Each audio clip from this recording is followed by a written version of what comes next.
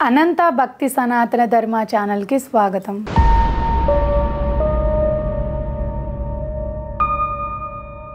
ఓం శ్రీ గణేశాయ నమః. ఓం శ్రీ సరస్వతియై నమః. ఓం శ్రీ గురుభ్యో నమః. శ్రీ గణేశ పురాణంలోని భృగు ఆశ్రమ ప్రవేశం 6వ అధ్యాయము. సోమకాంత మహారాజు భృగు మహర్షి ఆశ్రమమును ప్రవేశించుట. తరువాతి వృత్తాంతాన్ని సూత మహర్షి ఇలా కొనసాగించాడు. ఓ మహర్షులారా, ఇలా భృగు మహర్షి తనయుడైన చ్యవనుడు మహారాణి సుధర్మ యొక్క దుఃఖపూరితమైన వేదనాభరితములైన దీన వాక్కులను విని వారి దుఃఖానికి కరుణాలువైన కారణం చేత తాను కూడా దుఃఖితుడై చేతనున్న నీటి కడవను శీఘ్రంగా నింపుకుని ఆశ్రమానికి వేగంగా వెళ్ళాడు. తండ్రి అయిన భృగు మహర్షి కుమారుని చెంతకు పిలిచి అతనిని ఆలస్యము ఎందుకు అయిందని కారణం అడిగాడు. నాయనా చ్యవన కుమార, మార్గమధ్యంలో ఏదైనా అపూర్వమైన వస్తువును గాని చూచావా ఏమి? కడవతో నీళ్లు ముంచి తీసుకురావటానికి ఇంత ఆలస్యం ఎందుకైంది అని ప్రశ్నించాడు. అందుకు ఆ ఋషికుమారుడు ఇలా బదులిచ్చాడు. ఓ తండ్రి, సౌరాష్ట్ర దేశంలో దేవనగరం అనే నగరాన్ని సోమకాంతుడని పేరుగల మహారాజు పాలించేవాడు. చిరకాలము రాజ్యభోగాలను అనుభవిస్తూ వైభవంగా ధర్మబద్ధమైన ప్రజారంజకమైన పాలనను నిర్వహించాడు. ఇలా ఉండగా ఆకస్మికంగా అతనికి దారుణమైన కుష్ఠవ్యాధి సంప్రాప్తమైనదట.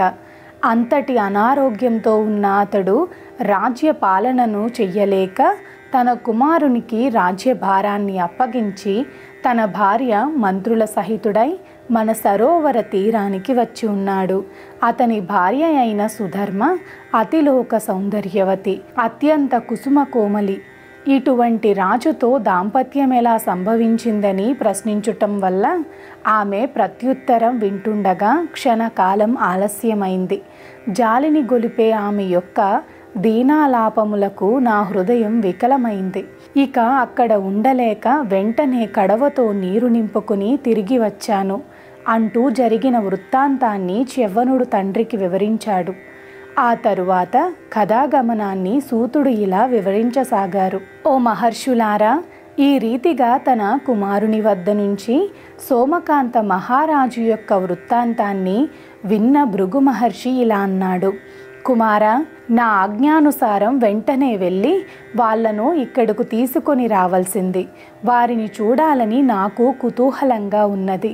అలా రావటానికి వారికి వీలు కాకపోతే నేనే వారికి దర్శనమిస్తాను.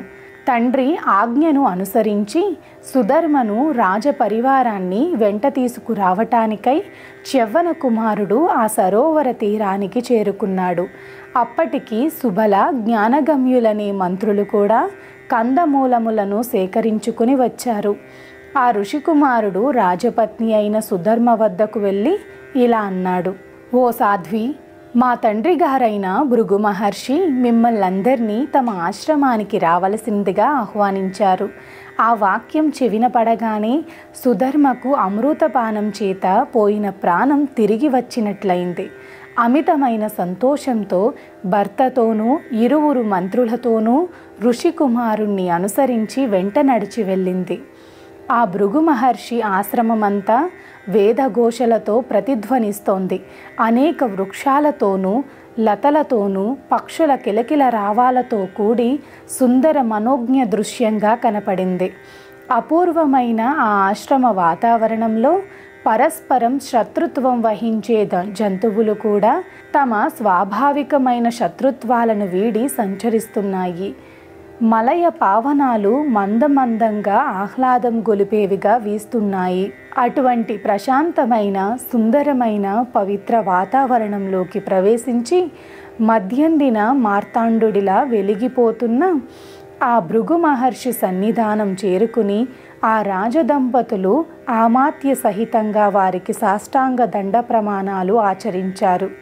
అప్పుడు రాజైన సోమకాంతుడు వినయంగా ఇలా అన్నాడు. ఓ ఋషివర్య, మీ దర్శన భాగ్యం చేత నేడు నా తపస్సు ధన్యమైంది. బ్రాహ్మణాశీస్సులు నిజమైనాయి. నే చేసిన దాన ధర్మములు కూడా సఫలమైనాయి. ఈనాటి వరకు నా జన్మ పునీతమైంది.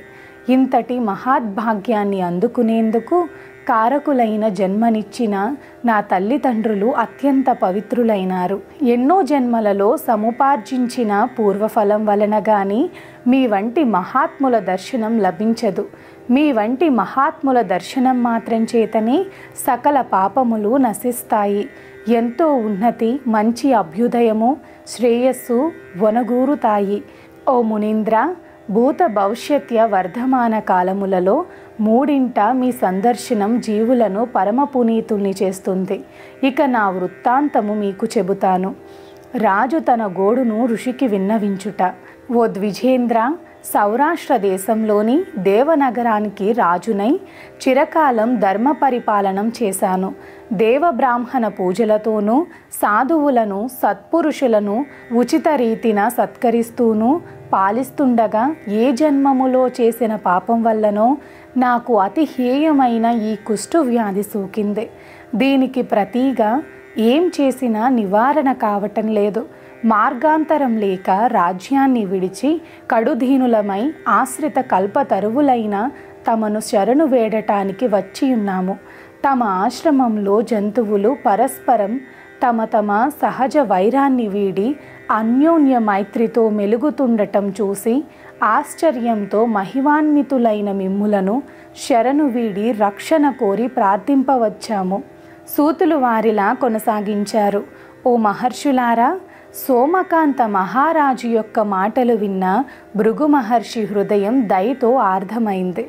ఒక్క క్షణం అర్ధనిమీలిత నేత్రాలతో ధ్యానస్థుడై రాజుతో ఇలా అన్నాడు. ఓ మహారాజా, విచారించకు. నీ దురవస్థకు చెయ్యవలసిన దోష నివారణ గురించి నేను చెబుతాను. నన్ను ఆశ్రయించిన ఏ ప్రాణి దుఃఖాన్ని పొందదు. నీవు జన్మాంతరంలో చేసిన ఏ పాపం వల్ల ఇట్టి దురావస్థ పాలైనావో చెబుతాను. మీరు చిరకాలపు ప్రయాణం చేయటం చేత ఆకలి దప్పులకు లోనై ఉన్నారు. కాబట్టి ముందు తృప్తిగా మీరు భోజనం కావించండి.